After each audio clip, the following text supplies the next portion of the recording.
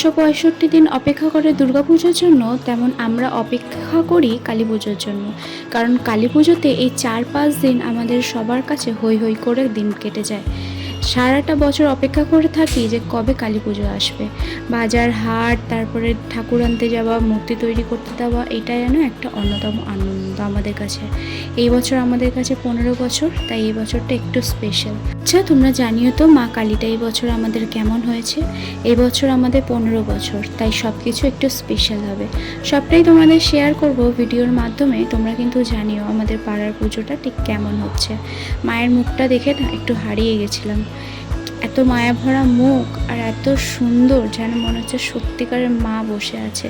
মাটির মূর্তি বলে সত্যি বলবো একটু মনে হচ্ছিল না। মাকে নাবাতে বেশ সবাই মিলে হিমশিম খেয়ে গিয়েছিল, অনেকটা ভারী।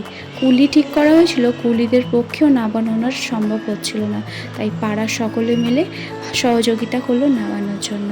এদিকে এগিয়ে যাচ্ছে প্যান্ডেলের ভেতর মাকে বসানোর জন্য। এখানে গিয়ে জানো কি হয়েছে, প্যান্ডেলটা পুরো খুলতে হয়েছে মাকে মায়ের আসনে বসানোর জন্য। পুরো চূড়া ঠেকে গিয়েছিল। মায়ের ইচ্ছা ছিল এইরকম বড় এদিকে মাকে মন্দিরে ঢোকানোর পরে সবার মিলে আনন্দে উন্মাদ হয়ে উঠেছিল।